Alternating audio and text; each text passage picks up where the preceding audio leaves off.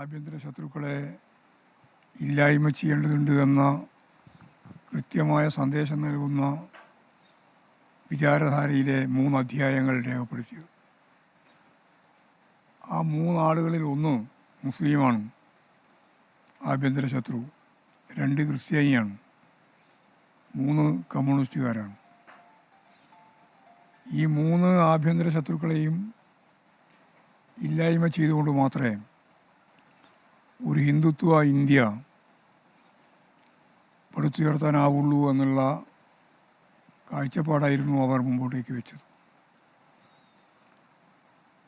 കുറേ വർഷക്കാലം അവർക്ക് അവരാഗ്രഹിക്കുന്നത് പോലെയുള്ള അജണ്ട കൈകാര്യം ചെയ്യാൻ സാധിച്ചിരുന്നില്ല.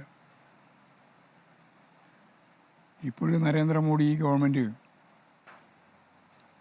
അധികാരത്തിൽ തുടർച്ചയായിട്ട് ഹിന്ദുത്വ അജണ്ട വെച്ച് തന്നെ മുമ്പോട്ടേക്ക് പോകുമ്പോൾ ഈ ആഭ്യന്തര ശത്രുക്കളെ ഇല്ലായ്മ ചെയ്യുക, നിഗ്രഹിക്കുക എന്നതൊരു അജണ്ടയായിട്ട് കൈകാര്യം ചെയ്യണം. അതിപ്പോൾ ഛത്തീസ്ഗഡിലോ അതുപോലെ തന്നെ മണിപ്പൂരിലോ ഒഡീഷയിലോ കർണാടകത്തിലോ യു.പിയിലോ മാത്രമല്ല, ഇന്ത്യയിലെ എല്ലാ സംസ്ഥാനങ്ങളിലും ന്യൂനപക്ഷങ്ങൾക്കെതിരായിട്ട്, പ്രത്യേകിച്ച് മുസ്ലിങ്ങൾക്കെതിരായിട്ട്, ക്രിസ്ത്യാനികൾക്കെതിരായിട്ട്, കമ്മ്യൂണിസ്റ്റുകാർക്കെതിരായിട്ട് വലിയ കടന്നാക്രമണം നടത്തിക്കൊണ്ടിരിക്കുകയാണ്. എല്ലാം പറഞ്ഞുകൊണ്ടിരിക്കുന്നത് രാജ്യസ്നേഹത്തെ അടിസ്ഥാനപ്പെടുത്തിയിട്ടാണെന്നാണ്. രാജ്യത്തെ സ്നേഹത്തിൻ്റെ കുത്തകാവകാശം RSSനാണെന്നാണ്, സംഘപരിവാറിനാണെന്നാണ് അവർ വ്യാഖ്യാനിക്കുന്നത്. ദേശീയ സ്വാതന്ത്ര്യ പ്രസ്ഥാനത്തിൻ്റെ ഭാഗമായിട്ട് ഒരു കാര്യവും നിർവഹിക്കാത്ത, ദേശീയ സ്വാതന്ത്ര്യത്തിന് വേണ്ടിയിട്ട് ഒരു ശ്രമവും നടത്തിയില്ല എന്ന് മാത്രമല്ല, ബ്രിട്ടീഷുകാർക്ക് പൂർണ്ണമായി പിന്തുണ നൽകിയ ഒരു പ്രസ്ഥാനമാണ് ഈ സംഘപരിവാർ RSS വിഭാഗം.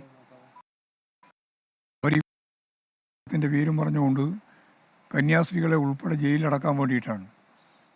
മതപരിവർത്തനത്തിൻ്റെ മുദ്രാവാക്യമാണ് അവർ പറഞ്ഞുകൊണ്ടിരുന്നത്. അതിന് പുറമെ ഇപ്പോൾ